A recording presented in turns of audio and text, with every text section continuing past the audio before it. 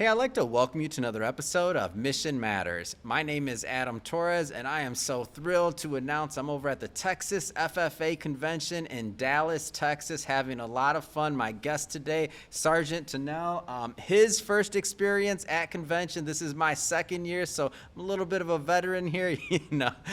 Sergeant, first I just want to say, hey, welcome to the show. Yeah, thanks for having me. All right, so one of the reasons why I'm thrilled to have you on, number one, is I want to know, why the Army's here today, like why they see, need to be and want to be represented and to get in front of the Texas FFA audience. Of course, that's a great question. I'm here as a representative for the Texas Army National Guard, which is of course part of the Army, and as far as the overall Department of Defense and National Defense, mission and things like that. We're part of the reserve component for the Army, right? So that's an easy way to think of it is like we're like part-time Army. Mm-hmm. So obviously you have your like active duty guys that are always doing Army stuff, and then you have us and the Army Reserve. So we're doing like, essentially it boils down to like one weekend a month that you do Army things, and then about a little longer period in the summertime that's about 15 days long. So yeah, part of the Army. Here, but centralized to Texas essentially. We are Texas's National Guard, and we're here because obviously we're always looking for good soldiers that can want to join, take advantage of what we have to offer, and then obviously to support the mission and everything like that. And we see a lot of overlap with our values and the values of an organization like the FFA. There's some of the core principles of being in the military and military service are exactly the same. Things like the emphasis on hard work and accountability, responsibility, and things like that. Yeah. So being your first year, I mean, what sticks out to you? Like, what sticks out so far? It's a lot bigger than I thought it was going to be. There's a lot more people walking around. There's a lot more stuff. It's cool to see how big it all is and what how about many different the booths. blue jackets, like the blue and gold, like it's like a C. Yes, yeah, and it's cool because I can when they turn around, I can see exactly what school or what area they're from. They have their names, which is really cool. It reminds me a lot, almost of like a military uniform in some ways, because they have their name. They usually have like their position if they're like the president or the treasurer or things like that. It's on the jacket, it's right there for you. And then they have some of their like little awards and pins and things on there to kind of tell you about what they've done it's awesome. It's kind of like a sea of kids that are very well dressed, and their jackets look real sharp. Yeah. Any comment on like any of the conversations you've been having? Because I know like the first time I came, I was having these conversations, and I was just the maturity level. I don't know if it's the being organized or what, but like I'm shocked that you can see kids talk, or I should say members, right? Mm-hmm. They're young adults talking to each other, and everybody's not glued to their phone. Like I was just like, it's different. Oh yeah, there's definitely it's a credit to the organization that the students are all walking around here and they're well behaved, they're polite, they have good manners. Yes, sir. Yes, ma'am. And things like that. And when nobody's watching either. Oh yeah. Like this is how it is. Yeah. I mean, that's very, very impressive.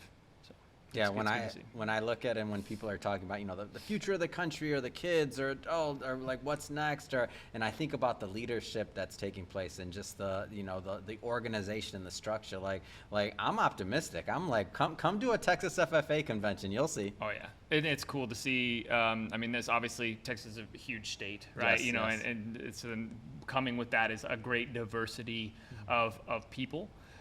From everything from the big cities to the rural areas to and places that are it's almost like things that are all the way up on the northern border of Texas might as well be a different country in some ways than to like things on the southern border. So it's cool to see such a melting pot of all these different kids from all over, and that something like the FFA is like kind of like their common ground that's uniting them to bring them to something like this. Now, did you have any history prior to this, or even in this, like of agriculture, like in your background or just in general? I'm curious.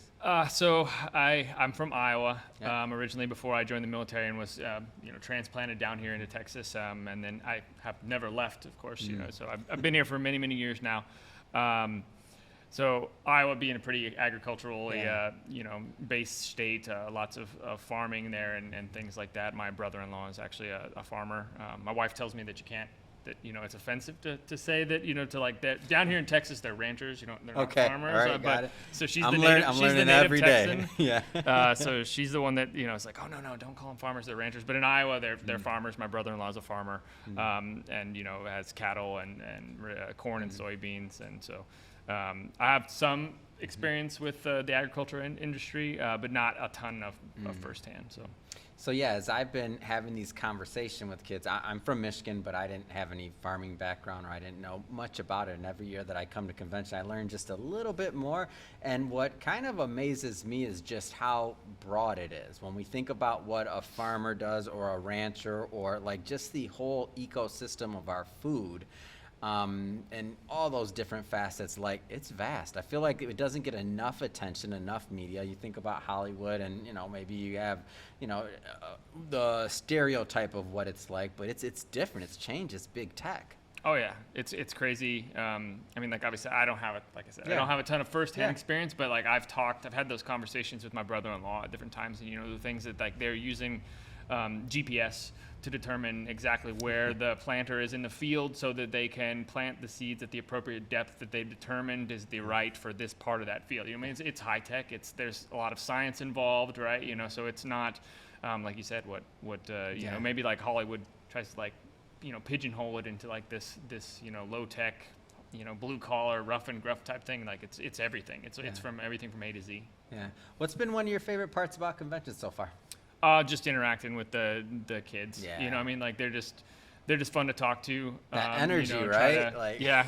Well, and, a lot of times I get, military guy, right? Yeah. Trying to, be a recruiting presence. Like that's either well received or not. And sometimes when it's not that people are rude, but they'll kind of have like that little like the blinder where they're like, don't look at the Army guy, don't look at him, and sometimes it's kind of fun to see if I can like.